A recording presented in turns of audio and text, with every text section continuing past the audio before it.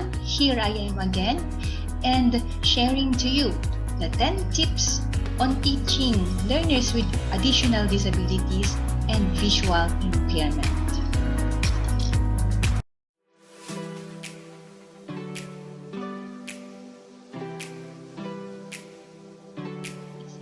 Okay, another things to learn, another tips that I'm going to share to you this episode. So, welcome to everyone, to our dear teachers, parents, and most especially to our learners.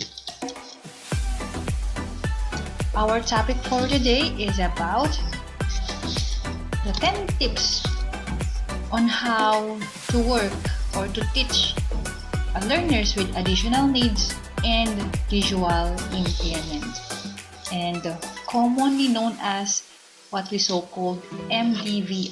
So, when we say Mdvi, it is the multiple disabilities with visual impairment. So, to start with, we have the 10 tips for you. Okay, number 1, believe in them. So you as a parent, you know the ability of your child, the skills, those things that she or he can do and he or she cannot to do as of this moment. And it is important that you have to believe that your child can do simple thing up to the complex tasks or complex tasks. So it is also important that you know to appreciate, or you have to appreciate the little thing that your child or your children accomplished. Same with the teachers, right? Even simple instruction, if the child did it successfully, so appreciate it, and the child can feel that you as a teacher or parent appreciate those things that the child did for themselves, or simple accomplishment or simple compliment would really help a lot for them, for their development. And number 2, it is important that you have the 4-year plan. So basically, you have to start with the vision that your child have that skills, can do that abilities, or those weaknesses, those priority skills will be his or her strength after 4 years. Or you have the goals that after 2 years or 4 years, my child can cook his or her own food or her favorite food, something like that. And 3, work together with your team members. So we have that what we so-called, if you are familiar with IEP, or what we so-called individualized educational plan. So we have to be able to come up with an organized IEP. You have that first, the multidisciplinary team, composed of those our paraprofessionals, the physical therapist, occupational therapist, behaviorist, social workers, and guidance counselor, including also the school head or school administrators, and you parents, teachers, and other. So including also the doctors, we have the ophthalmologists and developmental pediatricians. So depending on the cases or case of the child.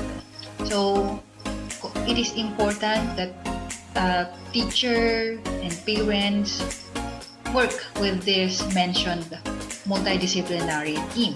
So what is the significance of this? So it is important that you know what is the current level of your child, what is the current level of performance or academic level of performance or skills of your child. What are those priority skills? And you will know that by the help of those what we so-called multidisciplinary team. Develop group goals. So in this, it is now the role of the multidisciplinary team, including teachers and parents, to develop a group goal for the child to improve or to develop. So you have that brainstorming, and the participation of the parents is really important on this matter. Okay, it is interrelated to number 3, which is work directly or work collaboratively and directly with your paraprofessionals. So, for example, parents, you should have to know what is the current level of your child in terms of behavior, because behavior can manifest, or those misbehavior can manifest anytime in your home, at mall, everywhere. So you have to know how also to prevent, or how also to help your child to be able to reduce or to lessen these misbehaviors. And another thing, the strategies. So the occupational therapist and the behaviorist will help you to do that, or will help you to work on that. So it is important. Even teachers, it is also important to work collaboratively so that the child or the teacher will know the specific or appropriate teaching strategies for the child, depending on what the level of current level of performance on academic, or even in behavior, even in physical condition of the child. So it is important they should have to work collaboratively, communicate. You have to communicate from time to time. Wait for the student's response. It is important to wait for the student's response. Don't be in a hurry. Don't. You have to be patient. We have that what we so-called the phasing of learning. So wait for the child to respond. Wait for the child to understand what you are trying to say, or what you are trying to ask to do for him. So be patient until such time that the child can do that, will do that skill. So wait for the child response. Make decisions based on the type of communication or communicator of the child. So in terms of this, when we say multiple disability with visual impairment, right, there are non-verbal, verbal, there are also high functional, or you can teach them, you can communicate them with that. You can communicate them in a real time. They can answer you whatever you want to ask them.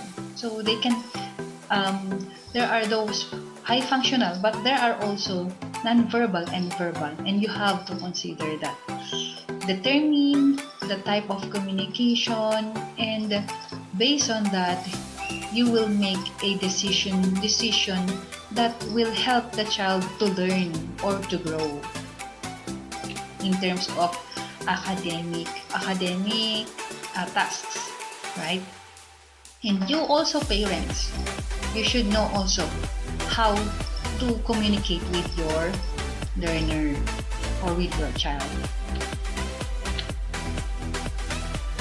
Make decisions based on their learning medium. So we have that learning medium. We have to determine their needs, interests, abilities, skills, and the learning styles. For example, in multiple disability with visual impairment, or let's say Mdvi, he or she doesn't like the way we teach, just like this. It's boring for them. Sometimes they like singing, so maybe you have to do the presentation or the lesson in a way of singing. So let's say, where is Jan? Where is Jan? Something like that. If the child has that learning style in terms of singing, so go with the flow. Go with the flow. Go with the interest of the child. So that is the key. That is the key for the child to learn. Go, you parent, teacher, go with the flow in terms of learning medium, in terms of needs and interests of the child, or even the learning styles of the child. And determine how the students will respond. So it is also interrelated to the last one. So the learning style, the way he or she can communicate or can respond, or what is the type of learning medium, or what is the type of the delivery of learning where she or he can communicate effectively, or you will be able to know if the child responsive, or if the child is responding, or is understanding or communicating with you. So if the child loves to do poem, or let's say spoken poetry, if that is the interest of the child, while you are doing your lesson, then go for it.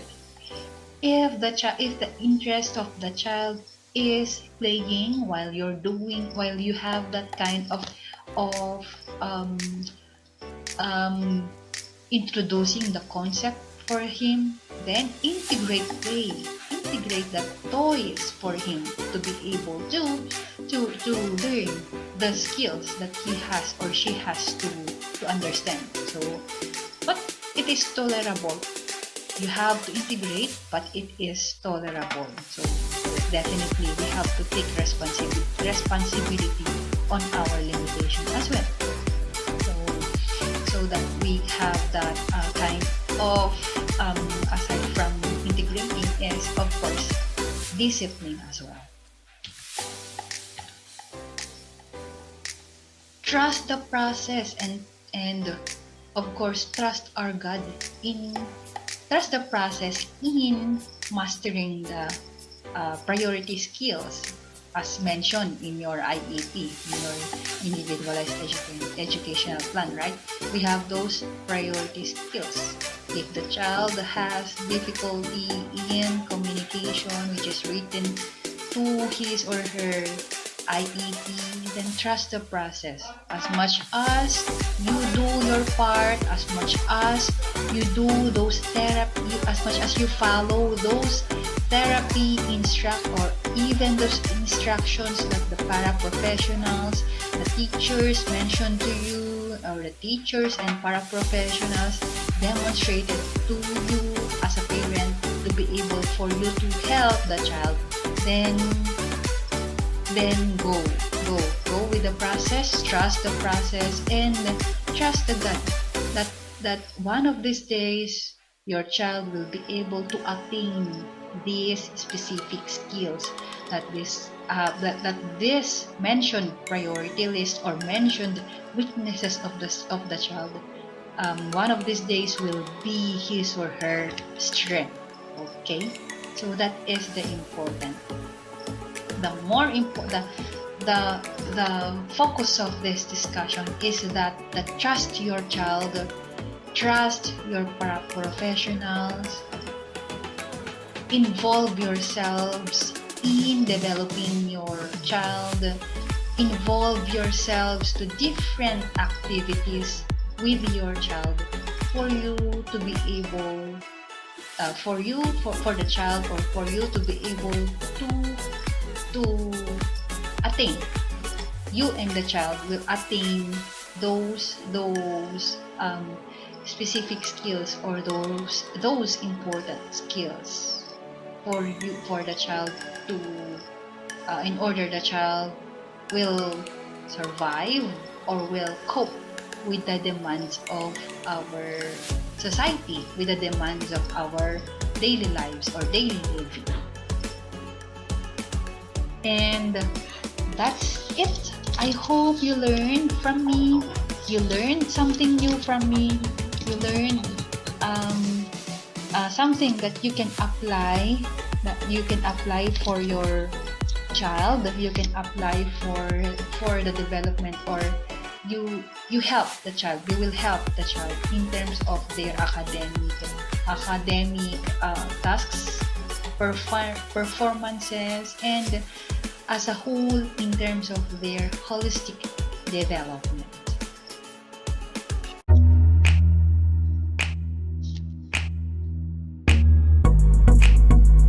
Thank you so much for your watching.